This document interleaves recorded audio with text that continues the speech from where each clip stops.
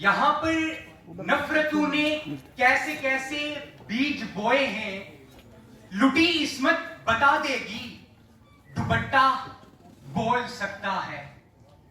حکومت کی توجہ چاہتی ہے یہ جلی بستی، عدالت اگر چاہے تو ملبہ بول سکتا ہے۔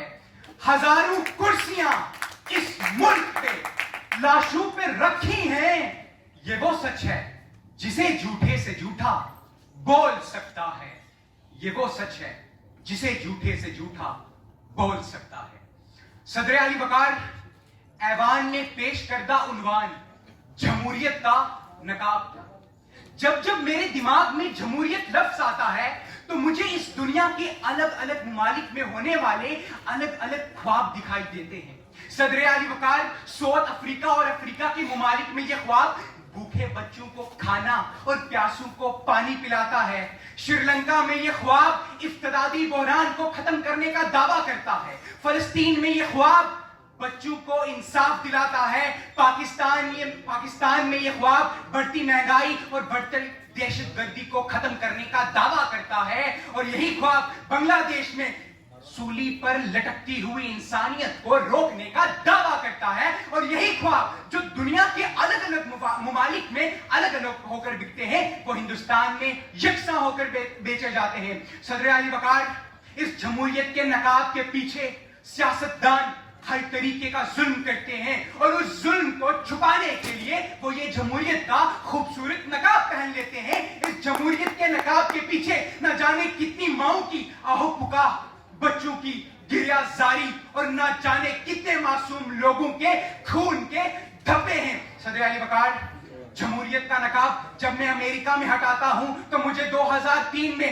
امریکہ عراق پر حملہ کرتا ہے تو OBR کے رپورٹ کے مطابق صرف 4 سالوں میں 4,60,000 معصوم لوگوں کو قتل کر دیا جاتا ہے۔ صدر علی وقار کئی مائیں اپنے بیٹوں کو کھو دیتی ہیں، کئی بچے اپنے خواب کھو دیتے ہیں اور ایک پورے ملک کو قبرستان بنا کر رکھ دیا جاتا ہے۔ صدر علی وقار یہی جمہوری نقاب جب میں فرانس میں ہٹاتا ہوں تو مجھے اقلیتوں پر ظلم ہوتے ہوئے دکھائی دیتا ہے۔ ان کے کھانے اور پینے تک پر پابندیاں عائد کی جاتی ہیں، لوگوں کے حقوق کو پائمال کیا جاتا ہے۔ صدر علی وقار افغانستان، پاکستان، چیچنیا، بوسنیا، شمالی سوڈان، یوکرین، لہو، لاشیں، سڑکیں خون میں رنگی ہوئی، مدد کے لیے چلاتے لوگ، ماؤں کے ہاتھوں میں دم توڑتے بچے، وہ بچے جن کے ہاتھوں میں قلم اور کتاب ہونی تھی وہ ملبے میں اپنوں کی لاشیں اٹھا رہے ہیں۔ یہ ہے جمہوریت کا نقاب۔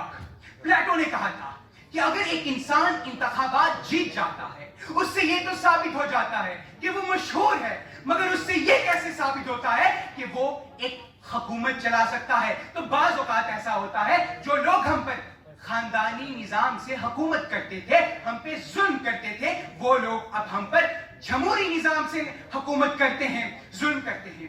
بات جمہوریت کی ہو اور دنیا کے سب سے بڑے جمہوری ملک ہندوستان کی نہ ہو تو وہ اس عنوان کے ساتھ اور اس ایوان میں بیٹھے ہر شخص کے ساتھ نا انصافی ہوگی۔ میں جب ہندوستان میں جمہوریت کا نقاب ہٹاتا ہوں تو مجھے 1975 میں لگائے جانے والی ایمرجنسی جسے ذاتی مفاد کے لیے نافذ کیا جاتا ہے، صدر علی وقار اس کو لگانے کے بعد یہاں کے سیاسی مخالفین پر اور صحافیوں پر ظلم کیا جاتا ہے، شہریوں کے حقوق پر مال کیے جاتے ہیں۔ صدر علی وقار جب میں دوبارہ جمہوریت کا نقاب ہٹاتا ہوں تو 1990 میں کشمیری پنڈتوں پر ہوا وہ ظلم جو ان سیاہ راتوں میں انہیں اپنے گھروں کو چھوڑ کر جموں اور اس ہندوستان کے الگ الگ حصوں میں جانا پڑا، ظلم ہو گیا۔ جب ظلم ہو رہا تھا تو یہی جمہوری سرکار ہاتھ پر ہاتھ دھرے دلی سے تماشے دیکھ رہی تھی۔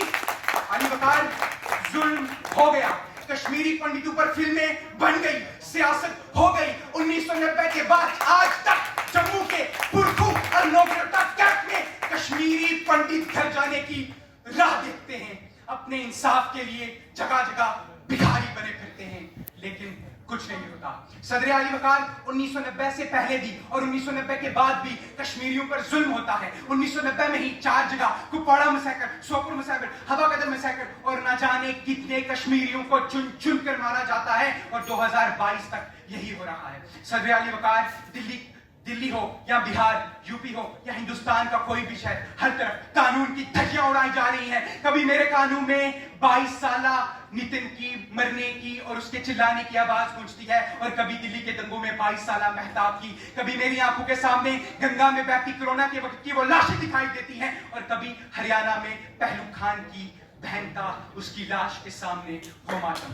صدر اعلی وقار, جب میں اس جمہوریت کے نقاب کو ہٹانے کا سوچتا ہوں تو میرے ذہن میں صحافت آتی ہے, اور مجھے ہندوستان میں چند کوڑیوں پر بکتے صحافی نظر آتے ہیں, اور جب کوئی اسے ہٹانے کی کوشش بھی کرتا ہے تو اسے گوری لنکیش کی طرح گولیوں سے چھلی کر دیا جاتا ہے, مار دیا جاتا ہے, یا کوئی بچ جائے تو پھر اسے زندان میں ڈال دیا جاتا ہے. ہمیں اپنے گریبانوں میں جھانکنا ہوگا کہ ان لوگوں کو اقتدار پہ بٹھاتا کون ہے, ہم ان لوگوں کو اتنی طاقت کون دیتا ہے. ہم ہیں جو جمہوریت بناتے ہیں, اس نظام کو بناتے ہیں. ہمیں اس کے خلاف آواز اٹھانی ہوگی. کیا آواز اٹھے تو صحیح, ظلم کے سامنے پھر ظالم کا وقت حساب آئے گا, پھر غریبوں کے دربار میں ہاتھ جوڑے ہوئے ہر نواب آئے گا, انقلاب آئے گا, انقلاب آئے گا. آپ بھی سماجوں کا بہت